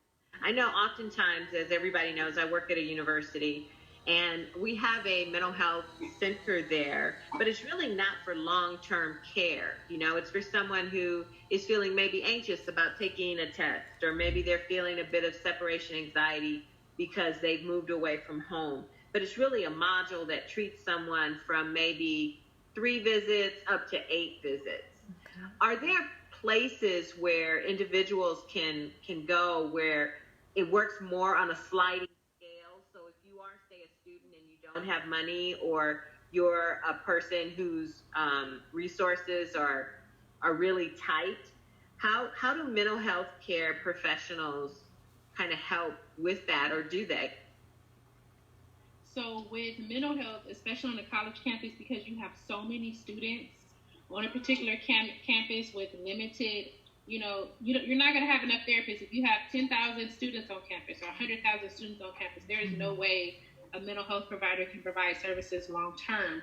So for college students, most college students either might have access to some kind of health care plan, whether they're on their parents' plan, but if they're not, they can apply for Medi-Cal, depending on what state or region they're in, to where they can access mental health services absolutely free. As a former clinician in community mental health, while I'm still in community mental health, I see that community mental health has the most inclusive level of mental health services. Wow. A lot of times I work with families who have private insurance. They can't get what they can get if they had, Medi-Cal. Mm-hmm. You can get the more higher level intensive services for as long as you need them. A lot of your health care plans may say you're good for 20 sessions, but you may need more than 20 sessions. You have to keep getting approval. So community mental health and those nonprofits have the most robust mental health services and programs, a wide variety of services and different things, and lots of groups, because group therapy is good, individual therapy is good. The first thing is knowing what you do. So that first step is being evaluated by a mental health professional to give you a diagnosis and give you a treatment path or plan so that you know what you need to do. Right. Now, one of our listeners has typed in and said, but now being told that their feelings are pretty normal, because in the everyone's feeling sad, or everyone's feeling a bit disconnected. Right. Is that accurate? Is that what the Department of Mental Health is kind of putting out there? They could be, because in these circumstances, everybody is feeling something. Like if you're not feeling something, I can't tell you what else is going on. Unless you're not alive, you're feeling something. So there is a difference of adjustment period to diagnosing you with a mental health illness. And we want to make sure that we're not diagnosing people who necessarily don't need to be diagnosed. Wow. Right? So I wouldn't want to give someone, bipolar disorder if they're not bipolar. I don't want to say because of this situation, in this circumstance, now you have a mental illness, when let's say LA County opens back up in July and now you don't have any symptoms or behaviors, but I diagnose you with something because at that period of time, this is what it was. So it may just be stress, right? Stress and not bipolar, and stress and not major depression. Mm-hmm. So I don't want to, as a clinician, I don't want to give out a diagnosis to someone because of a temporary situation. So validating feelings, normalizing this is, normal because of the plight that we're in right now, that might be so. Maybe you might need to speak to someone. Now, if you feel like, okay, I'm really distressed, I need to speak to someone, then you advocate for yourself and say, you know what, I want to speak to a professional. And you may see a therapist for 3-4 months, and then you say, you know what, I've learned the skills, techniques, and I'm good. So now that if I'm ever in a situation like this again, or I start to feel stressed, now I've learned the tools from a therapist to help me cope. But I wouldn't want to diagnose everybody who calls with the mental health illness just because they're feeling sad because of COVID-19. I wouldn't want to do that to a large variety of people. And then when COVID-19 is over, it's like, well, the symptoms went away. Then you didn't have because you were distressed during that time. And I always have to play devil's advocate, right? Yep. So here we go. Do you feel that clinicians tend to rush to diagnosis, that they always want to put a label on something? And do you think that could deter individuals from going? I can feel like anxious, but I don't want a label of someone who, suffers from panic disorder. Does that make sense? It makes sense, but just know that most clinicians, most licensed professionals are not going to give you a diagnosis unless they know for sure that's what you have. There are some people that I've treated before, and I'm like, you don't have it. There's nothing I can diagnose you with, so I'm not going to give you a diagnosis just to say I gave you one. And that's what the profession should be doing. Now, of course, are there people out there diagnosing everybody? Yeah, but I can honestly say that most people who are seeking services and have something going on, most of the time there is something going on. Panelist Janie Jackson says that she knows that in Florida, if you have insurance, you can get the help. But if you don't have the money or the insurance, it's pretty much because it's all about the money. So you're not going to get the help, unless you have the proper. Yeah. It all depends on where you live, because I know with LA County, they have the most comprehensive mental health system. From even LA School District, they have school-based mental health services where you can get free services if you're a student at LA Unified. So most school districts have some kind of school-based mental health services. And if the district themselves are not providing it, the nonprofits or they're on campus, to provide those mental health services, whether they be at school or at home. So I feel like, it depends on where you live. And I think that's why it's so important to where when there's issues going on in your neighborhood, you need to look at who are my elected officials and who is pushing mental health. Because if mental health is not something that is on their platform, on their agenda, that might be something that gets passed over. But, diagnosing is very serious. You don't diagnose unless you are 100%. That is what they have. Or sometimes, as a new clinician starting out, sometimes you go with the least diagnosis until you gather more information. Because a lot of times I would treat clients, and it's my first interaction with them. They're not going to tell me everything. And then 2 months later, other stuff comes out. So then I have to change their diagnosis because it went from anxiety disorder to now you have PTSD. After all the trauma that you told me you went through, this is more than anxiety. This is a combination of anxiety and depression. So, I start off with the least diagnosis until you gather more information and build on to because sometimes you go from a small diagnosis to something that's more complex once you gather more information. So one of our listeners, Stevie, has a question. He says, what about the mental effects of the mass amount of misinformation that is given? Conflicting reports from seemingly legitimate sources are very unsettling and do not calm the mind. So I think that has to do with what we see in the media. So what I personally do is I look to the person who has the knowledge, the information, and the experience, right? So, I'll watch the news and for example, Dr. Fauci will say this, and then Trump will say something that is totally contradiction of what Fauci just said. But I'm like, wait a minute, he's been studying this for how long? He has this much knowledge and information. And I also look at it too, like, what does the president, what does he have invested in this, right? Like, why is he so gun-ho on, for example, he said, we're going to open up churches. I feel like churches should be open. And I'm like, but does he go to church? And then I started thought in the back of my head, like, what's really going on? And I was talking with my friend earlier today, and we talked about, like, Noah's Ark. After Noah built the ark, he didn't get off the boat for like 120 days after the flood ended. So if he had enough sense to say, I'm not stepping off for 120 days, I'm going to let everybody else go out first, see what happens. What's going to really go down. So I'm going to let y'all going to be the test dummies, and I'm going to sit right here and see what happens. But we have to look at, it takes a lot of reason, and you have to look and say who has the most experience and who has the most, work in this, who's an epidemiologist, who has studied how diseases affect people, right? And also to look around us, look what has happened in other countries like Italy. Now Brazil is really having a hard time adjusting, so we want to look at what is going on around us and who's giving information that may be just false. You have to look at and decipher. This is that time of, am I going to believe the person who studied it or the person who's never studied it? Like, who am I going to believe? But Gay Leah, these people, they not rationalizing that, sweetie. Drinking bleach. These are how those people gonna rationalize? Oh well, no, it's like he said it, so it's true. And if these people are in a hysteria state of mind, Gigi, you know what I mean? I don't know. What are you thinking about? I'm thinking about. You know what I mean? I think people, before all this happened, you know yourself. You know your body. You know what you've already been through, what you've gone through. What happens to looking within yourself, knowing what you should be doing? I mean, of course, you look at, okay, what's outside. What happens to you listening to yourself? Because don't nobody know you and your body but you. So if you want somebody else to tell you about your own body, then that doesn't make sense to me. But so there's got healthy before all this happened.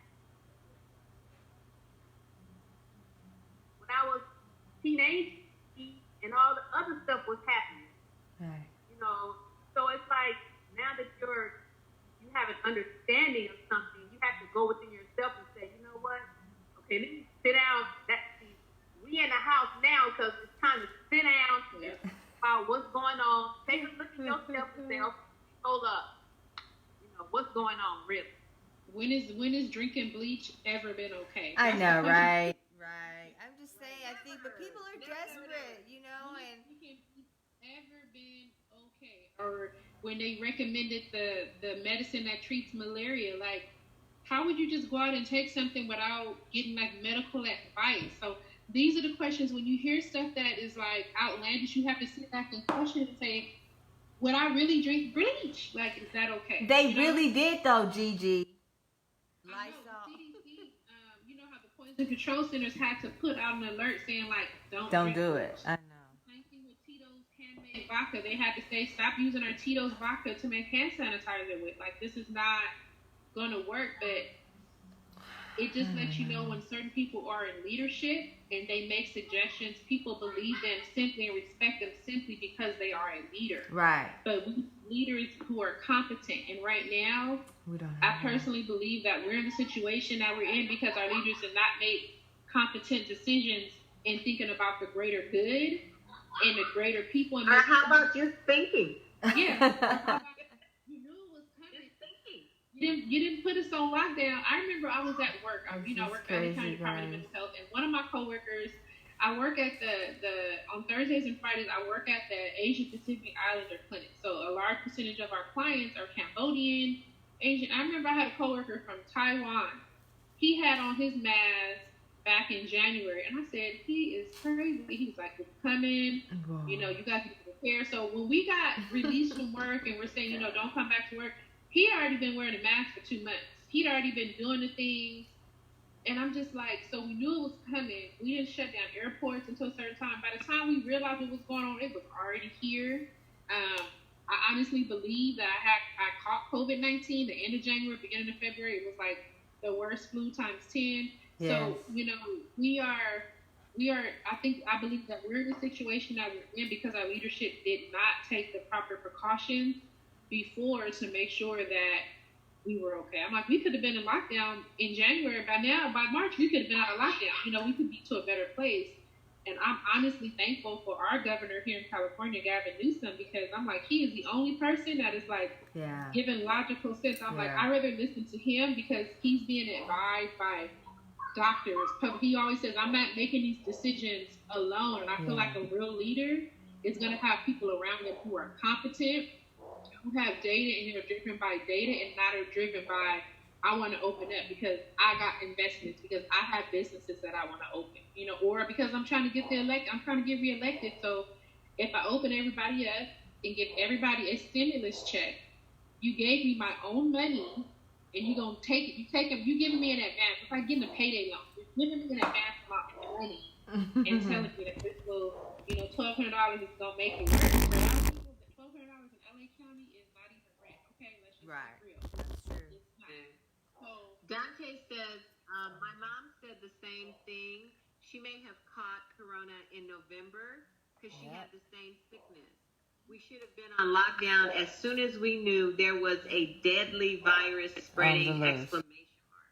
Yes. This is just around the world. Like, we all watching the news and saw what was happening in Wuhan, China. We all watched and saw what was happening in Italy. And yet we're just sitting here like this, like, we're just going to watch everybody else if it happens instead of taking precautions to say, hey, what do we need to do to prepare people? Because when it hits America, it's different. And then you have groups of people who don't like being told what to do because they ain't never been told what to do. So they feel like, I'm going to do what I want. You're not going to tell me anything because I have money, I have power, and you're going to open up my beaches and you're going to open up our stores. I drove down PCH today and I drove all the way down to San Clemente, and I passed restaurants in Orange County. People were sitting down in Ruby's Diner eating lunch. I counted maybe 5 masks the whole time I drove, the whole 2 hours. Maybe 5 masks. No one had on masks. Everybody's at the beach. Restaurants, stores are open. Little small beach stores are open. People are out shopping. And I'm like, this is crazy. But this is for some people, if it doesn't affect them, it is what it is, GiGi, we have Toy Chloe from our Facebook followers. She was saying that we've got to come out as a family, everybody, in November. And let's get out and vote this idiot out. She said, let's drop the mic and walk away. You know what I mean? So, that sentiment goes a long That is way. LA County is trying to do. I mean, I think LA County, or the whole state as a whole, is trying to do mail by votes. Mail votes, because we know that coronavirus is going to come back again in flu season. So everybody does their voting from home. Then there's no excuse. But there's already propaganda being put out saying that voting by mail gets lost. People are voting who shouldn't be voting. But you can verify a voting ballot. There's a barcode on the back, because I voted in this election with the new voting system in LA County, and it was so efficient. I know a lot of people complain because they had to stand in line for a long time, but I'm going to be real with y'all. You can vote for 14 days. So there was no excuse for you to go on the last day of voting and be mad that there's a line. You had several days to vote. And you can even vote, you get in LA County, you get the app on your phone, you make the selections on your phone, and when you go to the voting center, you just scan it. So you ain't even got to, you just literally scan your phone, people already made your decisions. If we don't get out there and vote, then we're okay with the climate that we live in. Okay, speaking of which, what do you guys have to think about Biden? What Biden's stating about if you're not black, if you don't realize that you have to vote for him, then you're really not black? That if you're that... Did you? I'm sorry, I missed that. He said what? He said, if you don't vote for me, you're not black. Yes. You ain't really black. Right. Wow. Right. Dante, somebody needs to pull that up for us on the I got all my devices on lock right now, but Dante, maybe if you could Google that for us, because he was on the Charlemagne the Guy show. I think it was yesterday morning, but they went round and round, pound for pound about it. But he says now Biden kind of regrets his comment about that. Regrets? Yeah, well, Wow, that's interesting. What was that, Kriss? Are you there? I didn't really care for him when he was vice president.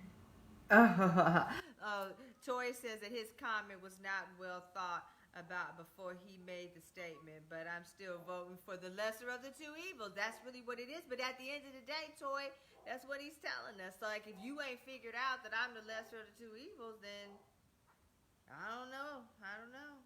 This is really crazy. We're going to get that exact statement for us, Toy. Hold on, everybody. Hey, cousin, Kathy Hunter's in the house. How you doing, Kathy? Good to see you. I'm Googling. We'll see what I get. Lori's Googling. Guys, this is a good show here. Good stuff. Oh, here we go. Okay, so we're going to go see. Go ahead, Lori. Biden says he regrets saying black voters considering Trump that they ain't black. Democratic White House candidate Joe Biden is in damage limitation mode after saying African Americans ain't black if they even consider voting for President Donald Trump over him. Right. And he said this on the Breakfast Club. So you said this to black people with a platform that has a huge black following, minority following, like that's exactly what he said. It's just like, how do you say that? Like, if you consider voting for anybody else, you're black. Like you are the black choice. Like that's just assuming that you are the black choice of the people. And critical race theory tells us that I don't speak for everyone. Just because I'm black doesn't mean I speak for the entire black race, right? Right. So if I know that as a black person, how is a white person saying that if you don't vote for me, then you ain't black? You ain't even black to begin with. So we can just stop right there. I don't know, people. What do you think? Tori Cloy says that she's voting his ass out, even if she got to vote for R. Kelly. So that. He tried to get out of prison with COVID-19, guys. I know. I ain't mad at him at all. Oh, shout out to the Kales one time. I'm monitoring the time, and there's only 20 minutes left. So I know you wanted to spend some time, Jackie. We have got to talk about some healing. Healing. Okay, so we've started with the comic relief, thanks to Miss Toy Cloyd. We appreciate that, but so healing. What can we do? Okay, so we know about our mental health. We know we have to take very, very serious care of that as we do our physical health, particularly in the wake of everything that's going on with COVID-19. But how can we try and bring some healing to ourselves and some peace and something that's going to keep us grounded? I know, Kriss Fisher, you have historically been a great voice of spirituality and religion with us when you're on the show. So when I'm thinking about healing and peace, where can you take us and our listeners tonight on what people can do in the midst of COVID-19? Or as or those of us who have that much anxiety or stress, look to God or look within ourselves. Encourage other people. Let them know that you are loved. Me, I always tell myself, I'm the righteousness of God. Okay. I'm the righteousness of God. Before I hear that to myself, things become more peace within myself. I have peace. I have calmness. You have to stay what you are instead of saying what they say that you are about COVID. You have to keep telling yourself that I'm peace. How That's horrible. you don't want to be like that, so you have to tell yourself consistently. So just to, for us to encourage others and let them know that, I love you. You are love. You are peace. You are healthy. You are the righteousness of God. If they don't know God, you are love. But God is love. Amen. You are Amen. so keep encouragement. That's what I say. I appreciate that, Kriss. Thank you. What about Mr. William Wilson? Are you still with us, William? No, William isn't with us anymore. Okay, well, thank you so much for joining us tonight, Mr. William Wilson, everybody. He is from our Facebook family of listeners, and he blessed us with his presence tonight. So we thank you so much for joining us. So I just wanted to say that. But, Lori, when you think about healing and peace, where do you go? How do you feel about that? What can we do in the midst of COVID? What do you try to do, if you can? Well, I mean, I think following up on what Kriss said, I think in terms of healing, we've got to get out of that space of worry. I think we have to eliminate the worry, and we have to believe in something that's bigger than ourselves, right? And I think that allows a sense of peace, of peacefulness.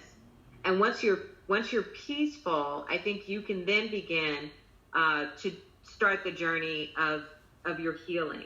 Mm-hmm. But I think it starts with the decision to say, I don't have control over this virus, and I don't have control over what it does, right? Right. And I'm going to trust and believe in God or Allah or whoever or whatever that is, that I'm going to come through this the way I should, right? Yes. And then we try to take on all of the precautions that we can take that are reasonable, but there's always going to be that space where I think our faith comes in. Our faith in believing in whatever's bigger than us comes in. And that's how we get to healing. Okay. I appreciate that, Lori G. And back to our Facebook followers, Toy says that stay home and let's think wisely. Let's not be bamboozled by the BS lies. God will heal the land if we stay the path in which Jesus has prepared for us. So God is with us, everybody. That's just how we do it here on the Poetry of Justice show. So thank you for that. I also think with healing, Jackie, is that we can try to set a sense of, people feel like they're out of control. It's not within your power. And a lot of it isn't. But some of it is. And I think we covered a lot of those good points today in terms of your health, right? Your health directly can relate to your level of healing. Yeah. So we can control what we eat. We can control how we exercise. We can control how we meditate. We can control how we pray. We can control how we connect with others. So there's a lot of things that are within our control. And I think healing happens when we begin to recognize what belongs to us that we can do and what lives outside of that we can't control. The virus, we all know, we can't control. But there's a lot of things within your life, a lot of things within your existence that you can control, a lot of things within your community. And I think by spending some time accepting and doing that, that also leads to healing. Beautiful, beautiful, Lori G. Thank you. I'm just typing it all out. Everything you're saying, I'm typing it for our Facebook for as best as I can, Lori G. Thank you so much for that commentary. We've had a good time tonight. Janie Jackson says that she feels love is the best medicine ever. It will give you a lot more. It will give you a lot more hope. Love also can make the world go round. So I do agree with that too. And good evening, Joey G. We have Joey G in the house tonight. How you doing tonight? And Mr. J Box, it's good to have you in the house tonight. So healing and COVID-19 and stress, anxiety, depression, support. Lori, those are some really, really, really big words. How do you think we've been able to approach things tonight here? No, I think that we've been able to scratch the surface. I really hope that we've been able to cover some really broad strokes as to how people can gain or regain that sense, as I just said, that sense of control over our existence and of where we're going. And I think also, too, it might be a time for us to get to reflect and think about life's lessons, right? I know for me, it's been a time, and Jackie can attest to this, I spend all my life just running. I'm running here, doing this, doing that, build a bridge, do whatever you got to do. You're just never still, right? And maybe for some of us, this is a time for us to be still. I think there are others of us who haven't spent much time connecting or building deep relationships. And one thing that Zoom has a lot of faults, right? But one attribute I think Zoom has is it allows us a level of connectivity that we sometimes maybe not even get in person. Right? Because we have to be so very engaged, and there's not much that can distract us in that.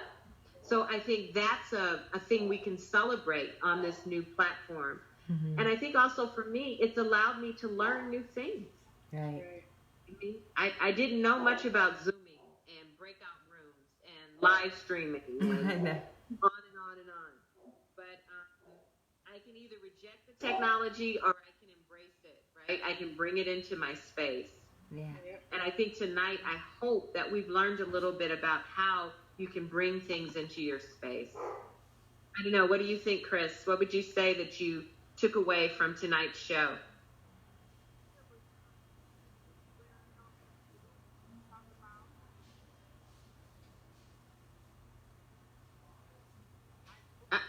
They don't have health problems, but they do have thoughts that come. So that just shows me how I can, because like you say, you can pray for somebody all, but each individual, it's up to them to make that choice, because we have choices. If you don't make the choice to want to accept that and believe it, then all the praying in the world, nothing's going to happen because you don't believe it. I learned a lot. I love one.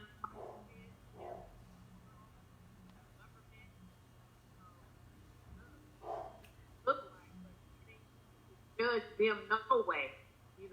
That's something that God got. That's in God's hands.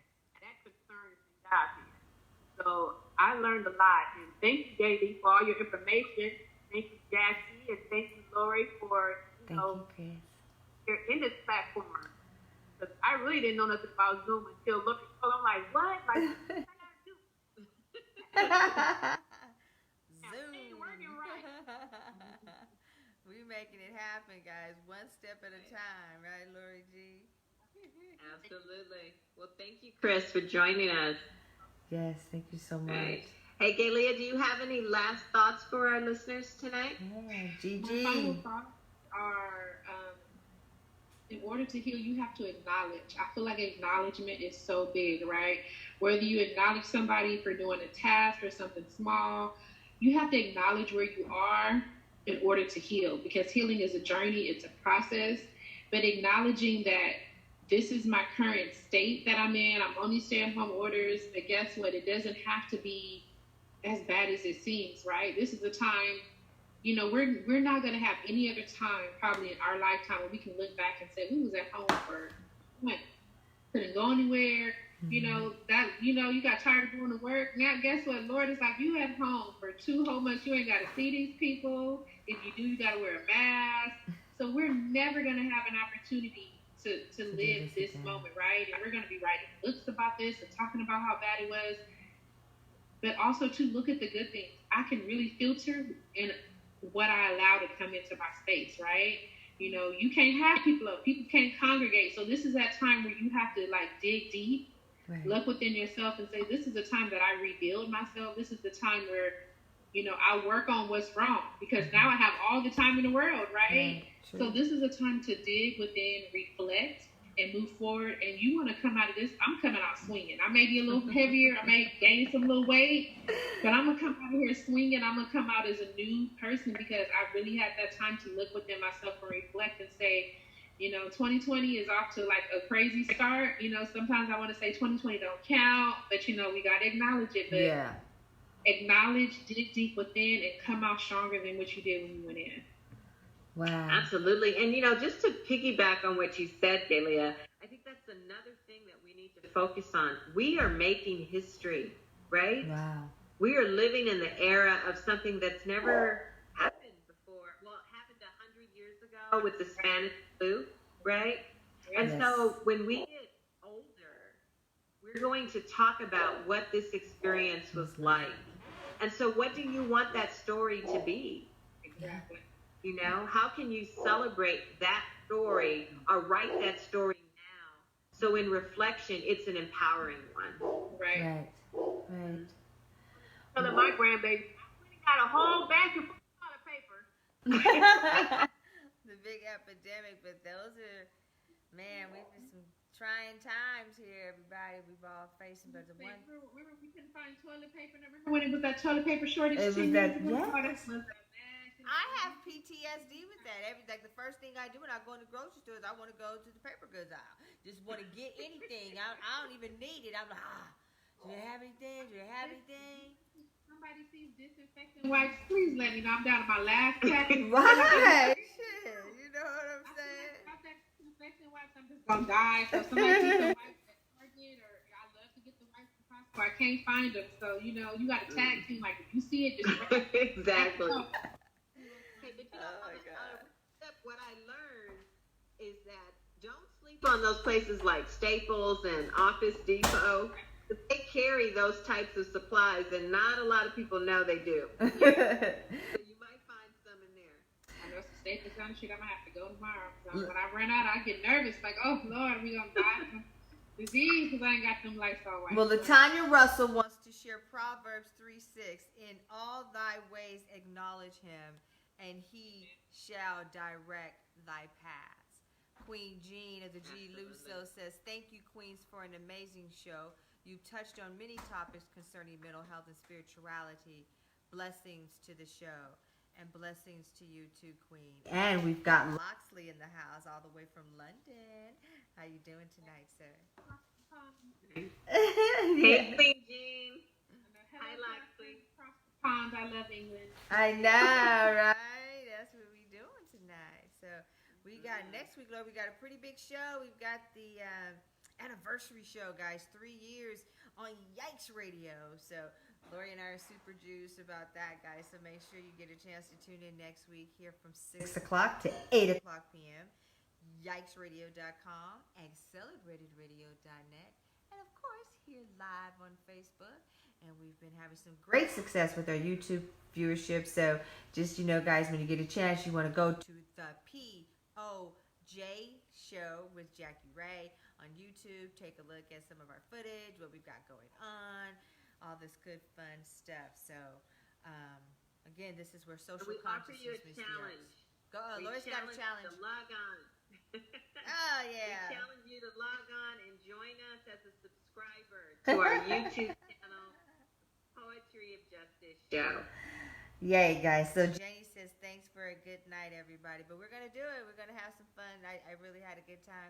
I hope everybody did, too. Thank you so much, Lori. How are we looking on Accelerated and Yikes Radio World? Lori's our time. We got 2 minutes left. Oh, okay. Well, you got me rushing. I'm like, Now, we got time then, Lori G. You guys want we got 2 minutes. Oh, all right. Well, coolness. Shoot, what can we talk about for 2 minutes? We can 2 minutes for final thoughts from you, Jackie. What are your final thoughts? Okay, mental health is very important to me. So, for the obvious reasons, Gigi, we did our show. I don't know if it was last year or 2 years ago, but I think we did this one. Do you remember this one, guys? I'm showing it here. The Time Magazine.